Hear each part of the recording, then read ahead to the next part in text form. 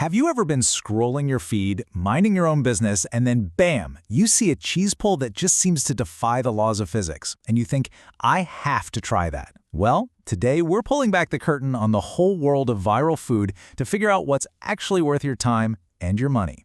And that really brings us to the big question, right? Is that viral sensation, that thing that looks incredible online, is internet good actually good in real life? Because let's be honest, we've all been burned by the hype before. So this kind of gets to the heart of it all. Internet good is food that's literally engineered for the camera. It's all about visual novelty. You know, the crazy colors, the over-the-top sauces, things that make you stop scrolling. But actually good food, that's all about the fundamentals. Balanced flavor, quality ingredients, and a taste that makes you want to come back for more, long after the camera is off. And you can really see the disconnect right here. An influencer's job is to generate engagement. They need the views, they need the clicks. So they use hyperbole. Everything is life-changing, a 10 out of 10. But your goal? You're just trying to find a great meal and not waste your money. And as you can see, those two goals are often in direct conflict. So let's get into it. We're going to start with the hype traps. We're going to break down some of the most viral foods out there that, according to a whole lot of people, just do not live up to their digital fame. First up, the infamous Dubai chocolate bar. Oh, you've seen this thing everywhere. It's that giant bar, it's filled with pistachio cream and that crispy kataifi pastry that makes that signature ASMR crunch that took over the internet. But here's the reality check. Influencers were calling it the best bar ever. But what did everyone else think? The consensus was the flavor is just kind of mid. A lot of people compared it to a fancy Kit Kat. And when you're paying $20 to $50 for a single bar and a lot of the copycats taste like sugar wax, it's a perfect example of hype over substance.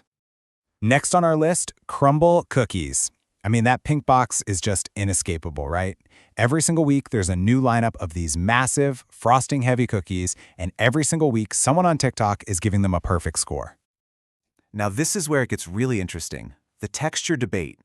What influencers are praising as soft and gooey, a huge number of customers and critics are calling raw and undercooked. They get criticized all the time for just being total sugar bombs that prioritize looking pretty in a box over actual, baking technique.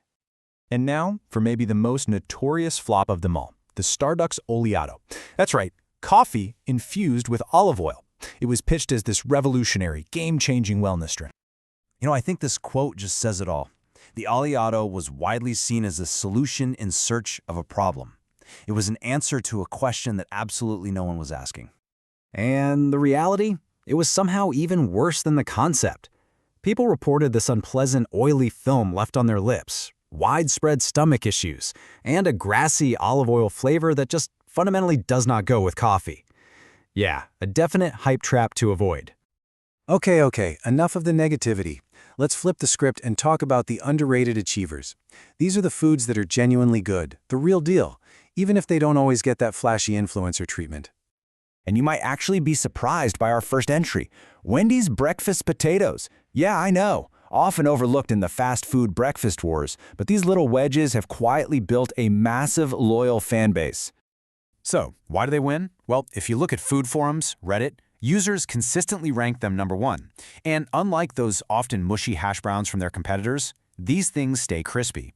Plus, they're paired with fresh cracked eggs, not those reconstituted egg pucks you might find somewhere else. It's all about quality where it really counts. Next up, here's a viral trend that actually delivers on the promise: bonbon Swedish candy. You've probably seen people trying those little sour skulls and chewy bubs online, right? Well, they are the real deal. And this right here is the key. Unlike that Dubai bar, the quality here is tangible. You can actually taste the difference. See, these candies use real sugar and fruit extracts, not high fructose corn syrup, and that gives them a flavor and a texture that a lot of American candy just doesn't have. It's an expensive treat for sure, but it's one people rarely seem to regret. And for our final underrated gem, we've got the ultimate underdog, Burger King. I know, it's often the butt of fast food jokes, but there is a silent comeback brewing. As other prices are skyrocketing, that classic flame-grilled Whopper is winning more and more taste tests. But, and this is a big but, inconsistency is a huge issue. A great Burger King is elite, a bad one is, well, Okay, now for a really fascinating and kind of cautionary part of our story, the Keith Lee effect. This is what happens when even the most well-intentioned, totally honest hype can have some disastrous consequences for small businesses. So here's the definition. A trusted food reviewer, like the amazing Keith Lee, gives an honest, glowing review of a small, unknown spot. The video goes viral, and suddenly, that little restaurant is completely overwhelmed, causing a massive, sudden drop in both food quality and service. And you can see the vicious cycle playing out right here. The honest review leads to a flood of customers. The small kitchen just can't handle that volume, so the quality plummets. And then all the new customers who were expecting a 10 out of 10 experience leave completely disappointed, and they often end up tanking the restaurant's online reputation. It's heartbreaking. So what's the takeaway for you? Here's a simple, actionable rule of thumb. If you see a small spot go viral, wait 3 months before you visit. Just give them some time. Let them adjust to the new demand, scale up their operations, and get back to making the amazing food that made them famous in the first place. So after all that, here it is, your new decoder ring for navigating food hype. Look, the goal isn't to be cynical about everything you see online. It's just about being a smarter consumer. Look past the crazy cheese pulls and just ask yourself, was this designed for a camera or was it designed for my taste buds? And that brings us to the end. I really hope this gives you a new lens to look through when you're scrolling your feed. The next time you see that life-changing dish, you'll know exactly what questions to ask. So I'll just leave you with this. What viral trend will you question next? Thanks for tuning in.